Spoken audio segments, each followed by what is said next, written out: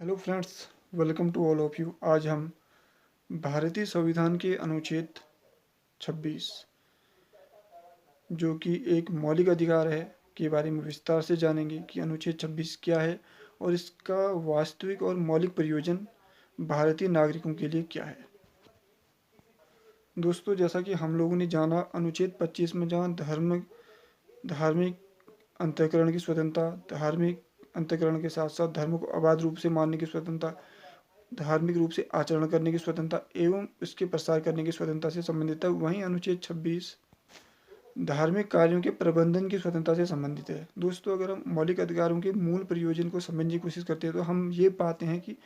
एक अनुच्छेद दूसरे अनुच्छेद से पूरक एवं संपूरक रूप से जुड़े हुए हैं, क्योंकि अनुच्छेद 25 के बिना अनुच्छेद 26 की पूर्ति नहीं हो सकती है, या अनुच्छेद 25 के अभाव में अनुच्छेद 26 आर्टिकल 26 अपने उपदेशों की प्राप्ति नहीं करेगा। तो जहां हमने अनुच्छेद 25 को जाना, वहीं इसी को इसके अग्रवर्ती भाग को जानने की कोशिश करते हैं कि अनुच्छेद 26 के रियल इम्पोर्टेंस क्या है और ये किस तरीके से नागरिकों के हितार्थ कार्य करता है। दोस्तों, जैसा कि हम सभी लोग जानते हैं कि मूल अधिकार वास्तविक रूप से राज्य के नागरिकों के लिए की इकाई राज्य के नागरिकों के लिए एक सुरक्षा कवच है और जो राज्य नामक प्रणाली से सुरक्षा प्रदान करते हैं। कहने का तात्पर्य यह है कि अगर राज्य नामक प्रणाली कुछ इस तरीके से कानून का निर्माण करती है जिससे राज्य के नागरिकों के मूल अधिकारों का हनन होता है, तो ऐसे समय में राज्य के नागरिकों को दिए गए मूल अधिकार ही राज्य के नागरिकों के लिए सुरक्षा कवच का काम करते हैं। अर्थात यहाँ पे उस इस तरीके से कार्य करते हैं कि नागरिक अपने मूल अधिकारों के हनन होने पर या उनके नकारात्मक रूप से प्रभावित होने पर या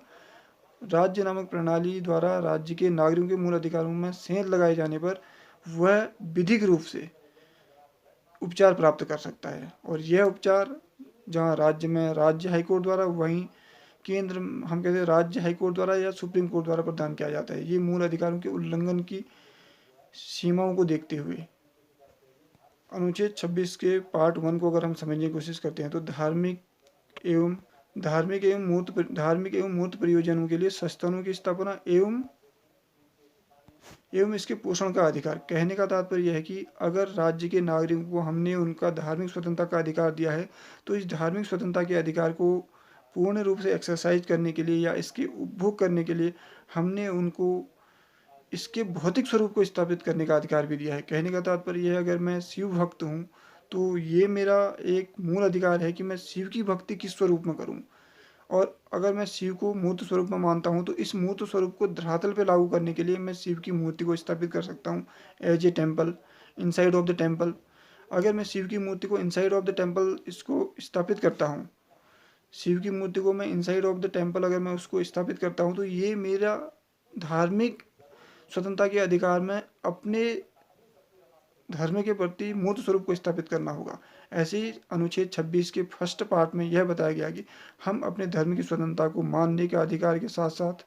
धर्म के मूर्त उपदेशों की पूर्ति के लिए इसके संस्थानों की स्थापना एवं इसके प्रयोजन के उपदेशों की प्राप्ति के लिए इसके प्रबंधन की स्थापना, पोषण की स्थापना हम कर सकते हैं। कहने का तात्पर्य यह है कि मैं अपने धार्मिक स्वतंत्रता के अधिकार में अपने आस्था के अनुरूप किस तरीके से उसको मूर्त प्रयोजन में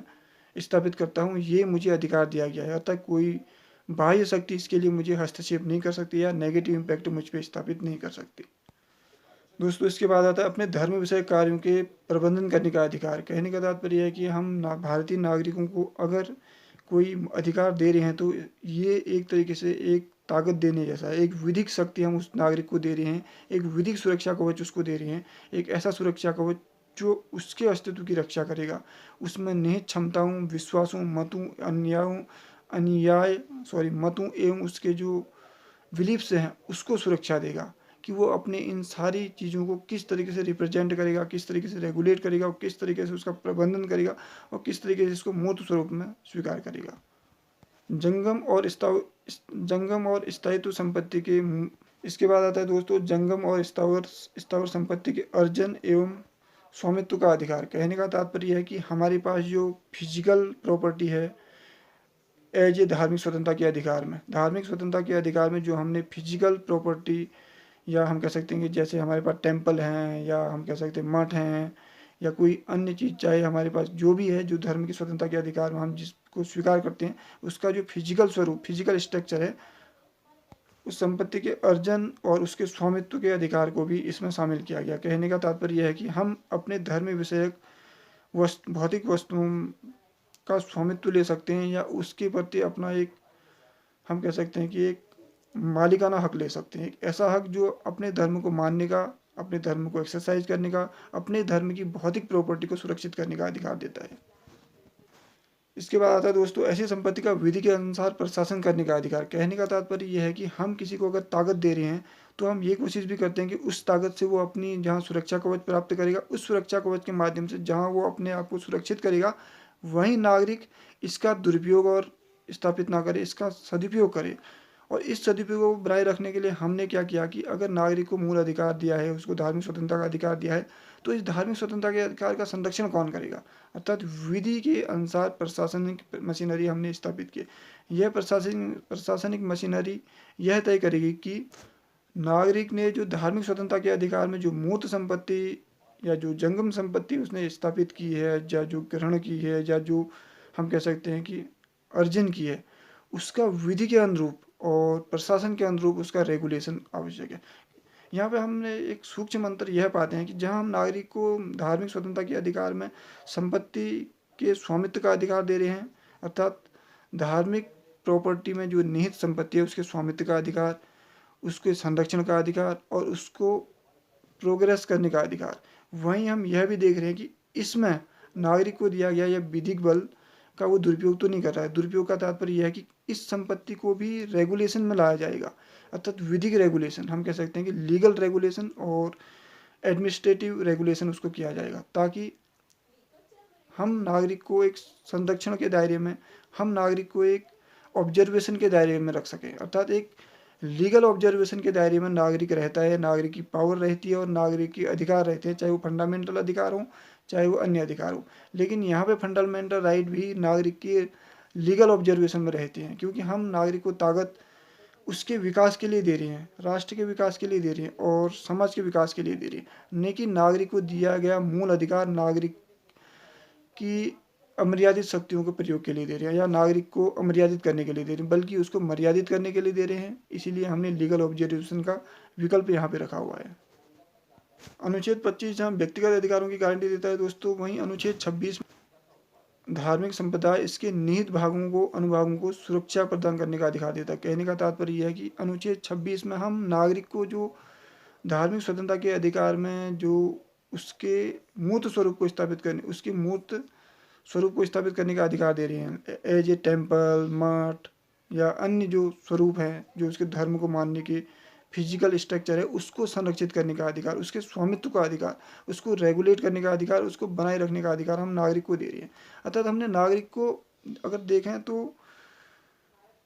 जहाँ हमने उसकी आंतरिक स्वीकृति को मान्यता प्राप्त किया है, मान्यता दी है विधिक रूप से, वहीं हम उसकी आंतरिक स्वीकृति को किस तरीके से बाह्य स्वरूप में रिप्रेजेंट करें, इसके लिए भी हमने मान्यता दी है, ताकि हम नागरिक के संपूर्ण विकास को बल दे सकें, नागरिक के संपूर्ण विकास को धरातल में ला सकें, और इस संपूर्ण विकास के माध्यम से हम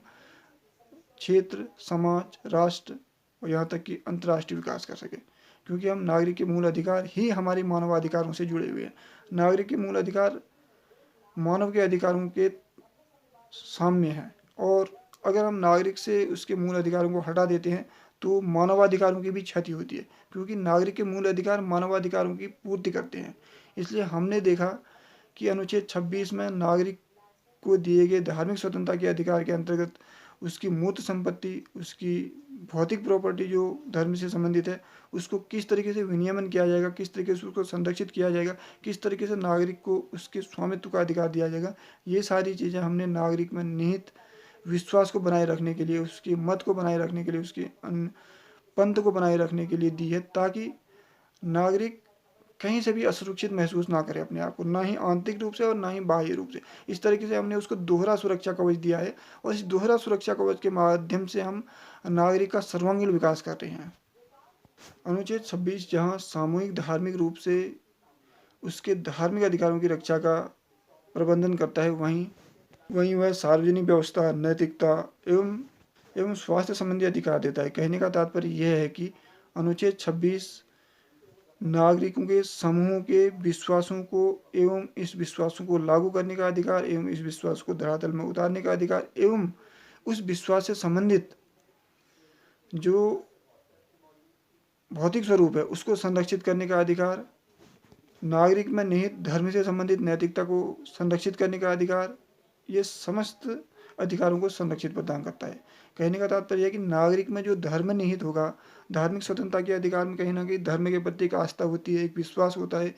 एक भरोसा होता है। इस आस्था, विश्वास एवं भरोसे में निहित नैतिकता को संरक्षित दिया जाता है अनुच्छेद 26 के अंतर्गत। क्योंकि अनुच्छेद 26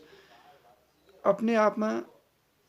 एक आंतरिक स्वीकृति को मान्यता देता है, एक आंतरिक स्वीकृति के स्वरूप को धरातल में उतारने को मान्यता देता है, उसके स्ट्रक्चर को रेगुलेट करने को मान्यता देता है,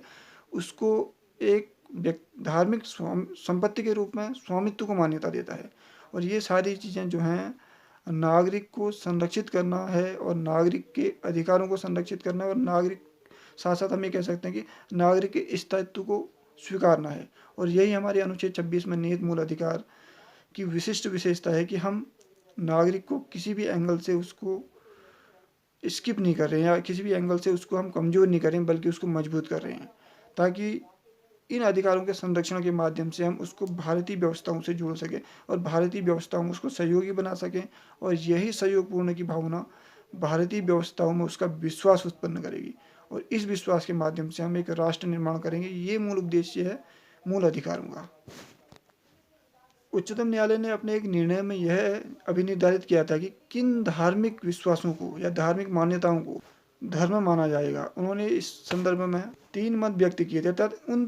सुप्रीम कोर्ट के उन 3 मतों के अनुरूप ही किसी को धार्मिक संप्रदाय माना जाएगा या किसी को धर्म माना जाएगा। पहला उसमें अर्थात वह व्यक्तियों का समूह होना चाहिए जिनका विश्वास तंत्र उनके अनुसार आत्मिक तुष्टि के लिए पूर्ण हो। कहने का तात्पर्य है कि व्यक्तियों का समूह होना चाहिए, व्यक्तियों के समूह में निहित एक विश्वास तंत्र होना, एक ऐसा विश्वास तंत्र होना चाहिए जो व्यक्तियों के विकास में ही सहायक हो। सपोज 10 लोगों का एक समूह है, उस समूह 10 लोगों का समूह अपनी आंतरिक स्वीकृति के अनुसार किसी धर्म में आस्था रखता है, तो ये धर्म में आस्था रखने की जो उनकी प्रक्रिया है न सिर्फ उनकी आत्म विकास करे बल्कि ये उनका भी विकास करे। ये सुप्रीम कोर्ट ने अपने एक डिसीजन में कहा था। इस डिसीजन के अनुसार हम किसी को धर्म मान सकते हैं या धार्मिक संप्रदाय मान सकते हैं।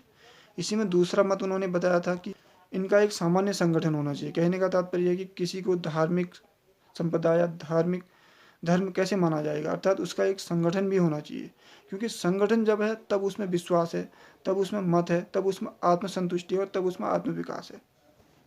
और इसका एक विशिष्ट नाम होना चाहिए। अर्थात सुप्रीम कोर्ट ने जो अपना डिसीजन दिया कि किसे धार्मिक संप्रदाय माना जाएगा, किसे धर्म माना जाएगा, उन्होंने देखा कि धर्म की एक अनुकूलन परिभाषा क्या हो सकती है, धर्म किसे कहा जाएगा, अर्थात वास्तविक रूप से हम किसे धर्म कहें और किसे धर्म ना कहें। तो उन्होंने अभिनिर्धारित किया कि धर्म में विश्वास होना चाहिए, उसमें आत्मसंतुष्टि का गुण होना चाहिए, उसमें संगठन होना चाहिए और उसमें लोगों का एक समूह होना चाहिए और इसका एक विशिष्ट नाम होना चाहिए। तो इस तरीके से हमने देखा दोस्तों अनुच्छेद 26 में जो हमने धार्मिक स्वतंत्रता के अधिकार को ही प्रबंधन एवं स्वतंत्रता के अधिकार के रूप में अभिनिर्धारित किया है। क्योंकि हम जब धार्मिक स्वतंत्रता के अधिकार की बात करते हैं तो उसके प्रबंधन की भी बात करते हैं, उसके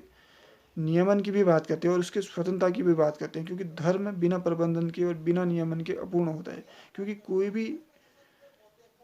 शक्ति या कोई भी पावर हो उसको भी नियमन करने की आवश्यकता होती है, उसके भी प्रबंधन की आवश्यकता होती है, अदरवाइज वो अमर्यादित हो जाती है और वो हम कह सकते हैं कि अनकंट्रोलेबल हो जाती है। अब जब कोई चीज़ अनकंट्रोलेबल होती है तो वो अपनी शक्ति का दुरुपयोग भी कर सकती है। तो इसीलिए हमने मूल अधिकारों में यह अभिनिर्धारित किया है, जहाँ हम नागरिक का सर्वोच्च कल्याण स्थापित कर रहे हैं वहीं हम ये भी देख रहे हैं कि इस सर्वोच्च कल्याण की आड़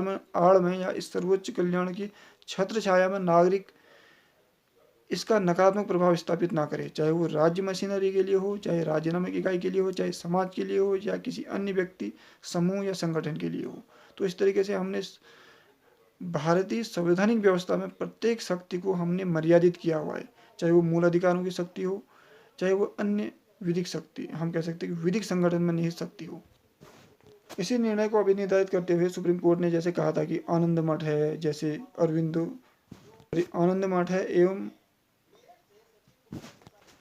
आनंद मठ एवं रामकृष्ण मिशन जो हैं वो धार्मिक स्वतंत्रता के अधिकार में धर्म के अंतर्गत आते हैं। वहीं अरविंदो सोसाइटी इसके अंतर्गत नहीं आती है, क्योंकि सुप्रीम कोर्ट ने जो अपना डिसीजन दिया उस डिसीजन की एक परिसीमा निर्धारित की कि किन आधारों पर हम किसी को धार्मिक स्वतंत्रता के अधिकार के अंतर्गत मानेंगे, किन अधिकारों के अंतर सॉरी किन नियमों के निर्णयों के अंतर्गत हम किसी धर्म को या धार्मिक धार्मिक स्वतंत्रता के अधिकार को स्वीकार करेंगे। तो इस तरीके से हमने देखा कि उसमें संगठन होना चाहिए, उसमें एक आंतरिक स्वीकृति होनी चाहिए, उसमें विश्वास होना चाहिए और नागरिकों में निहित विश्वास तंत्र उनकी आत्म संतुष्टि की पूर्ति करता हो और इसका एक विशिष्ट नाम होना चाहिए। तो दोस्तों हमने देखा कि अनुच्छेद 26 किस तरीके से अनुच्छेद 25 की प्रतिपूर्ति करता है और अनुच्छेद 25 अनुच्छेद 26 के अभाव में अपूर्ण है। तो इस तरीके से हमने अनुच्छेद 26 को जाना कि धार्मिक स्वतंत्रता के अधिकार में नागरिकों के लिए किस तरीके से महत्वपूर्ण है। आई होप दोस्तों आज का वीडियो अनुच्छेद 26 में निहित विशिष्ट विशेषता को समझने में सहायक रहा होगा। Thank you very much.